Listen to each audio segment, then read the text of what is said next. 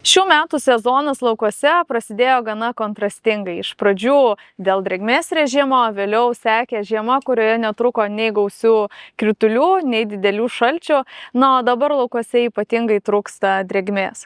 Tai kaip su šiais iššūkiais ir kitomis stichijomis kovoja mūsų herojai ūkininkai, šiandien kalbame su Šiaulių rajono ūkininkė Giedrė Lunskytė. Tai labas, Giedrė. Sveiki, Laida. Tai ar galėtum teikti, kad šiai dienai ūkininkavimas didžiąja dalimi labai priklausomas yra nuo orų sąlygų? Ir ne tik nuo orų, kaip aš sakau, bijodavom tos gamtos, tos rastybės ir visų tų dalykų, bet panašu, kad viskas iš tikrųjų kelia nerimą žemės ūkiui. Dabar šiai dienai tai kelia viskas. Ir ne tik gamta. Grįžkim į sezono pradžią, į rudens sėją, į rudens darbus. Kaip tada atrodė dienos? Ar pavyzdžiui buvo laukų, kuriuose darbai ėjosi kaip ir sviestas, sakykime, o gal buvo tokių pavyzdžių, kur iš tikrųjų reikėjo suktis iš tos padėties, prisitaikyti prie esamų situacijų? Jo, tai mes iš rudens turėjom irgi tokią truputėlį vėlyvesnę sėją, nes buvo labai šlapia, labai daug kritulių ir tų agrotechninių sprendimų buvo kitokių. Kai buvom nusimatę su minimaliu žemės dirbimu viską daryti, tai kokius papildomai 300 hektarų mes arėm, tai irgi skubėjau pas savo deklaratorę pertaisyti viską, nes tiesiog jau matėm, kad mūsų negalėsim su skutikai suskusti. Tai vat ir ta sėja truputėlį nusikėlė. O kas nustebino, tai kad tuos pasėlius, kuriuos palikom iš rudens, tikrai tokius gražius ir tokius atrodo pasiruošusius žiemai, tai pavasarį mes radom juos kuklesnius, prasčiau išžiemojusius, o tie mūsų skurdukai, tai jie dabar gražiausi laukai.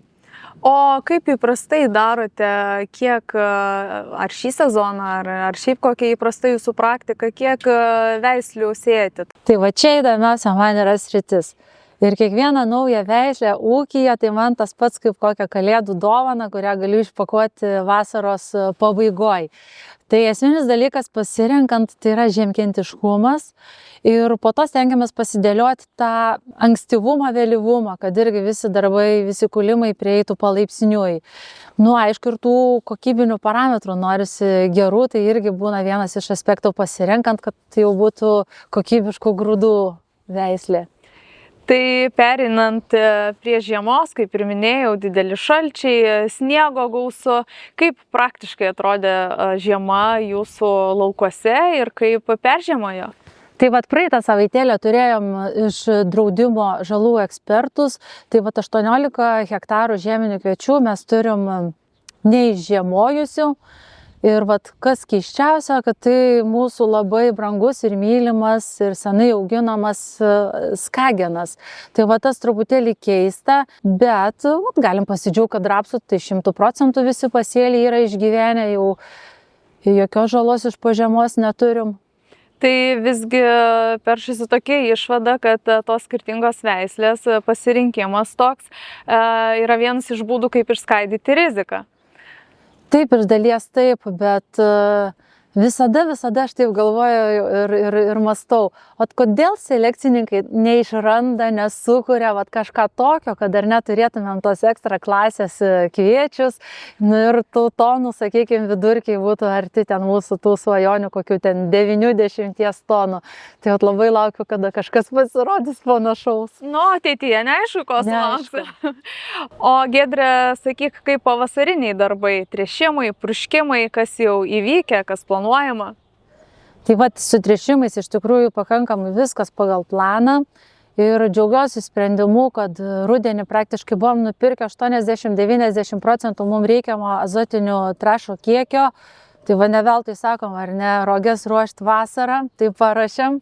Ir dėl įdomumo pasiskaičiavau tuos vidurkius, tai už kiek mes jau čia tas pirkom salietrą ir sulfatą, tai sulfatas gavosi po 260 toną, salietra 350, tai manau, kad šiai dienai tai yra tikrai labai gera kaina ir dėka šito rudeninio pirkimo mes tikrai tręšimo normų nemažinsim ir tręšim taip, kaip iš tikrųjų ir kiekvienais metais tręšiam. O purškimai, ar ne, augalų apsaugos priemonės. Tai jau šiemet tokie įdomesni metai, kaip aš sakau, o tokiu metu dar net ir kviečiai nėra nupurkšti nei fungicidų.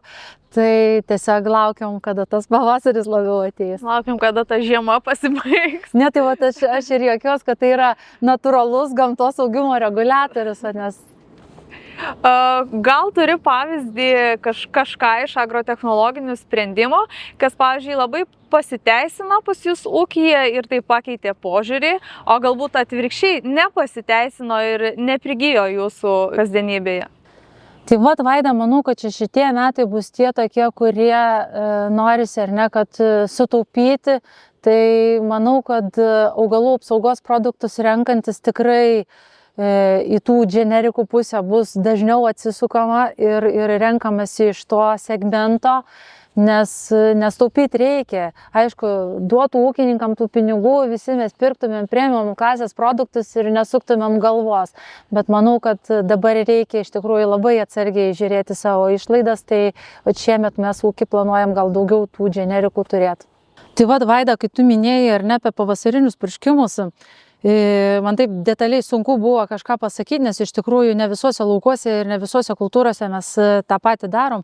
Tai aš noriu pasidžiaugti Farm Easy programėlę ir va, matai, primargintas tas mano žemėlapis ir galiu pasakyti, vat, kada ką naudojom, ir herbicidiniai purškimai, ir augimo reguliatorius. Tai va, tas man padeda realiuoju metu greit viską susigaudyti ir susidėlioti.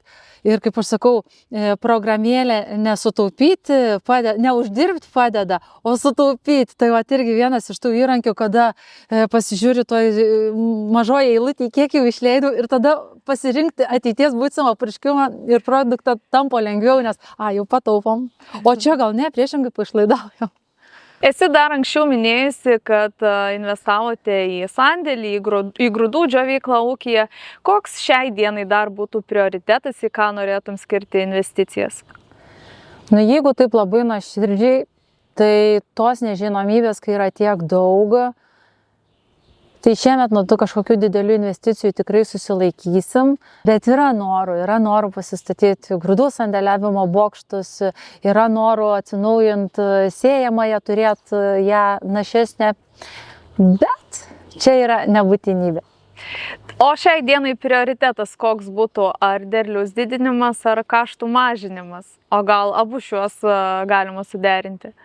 Žinot, pavasarį jūs tokio klausimo paklausėt, tai norėčiau sakyti, kad kaštų mažinimas. Bet tikriausiai, kai prasidės javapjūtė, tai visa širdim norėsiu, kad tik tai tas derlius būtų didesnis. Ir gal kažkokių sprendimų ir gailėsios, ar ne, kokie nebuvo padaryti ten pavasarį.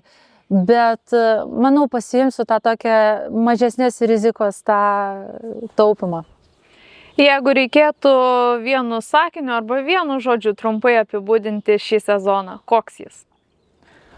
Aš labai norėčiau, kad šis sezonas būtų aiškesnis, su mažiau nežinomųjų, stabilesnis ir ramesnis, nes dabar iš tikrųjų mes turim labai daug tokių dalykų, kurių mes negalim patys nuspręsti, žinoti, numatyti. Tai nebuvo tikriausiai nei vienų metų, kada tiek mažai nebūčiau padarius fiksavimo kviečių būsimam derliui sutarčių. Tai va, tas irgi truputėlį neramina, bet visada yra viltis, kad bus geriau, tikrai tos kainos dar pakils. Tai vat, norėtųsi kuo mažiau nežinomųjų ir to stabilumo.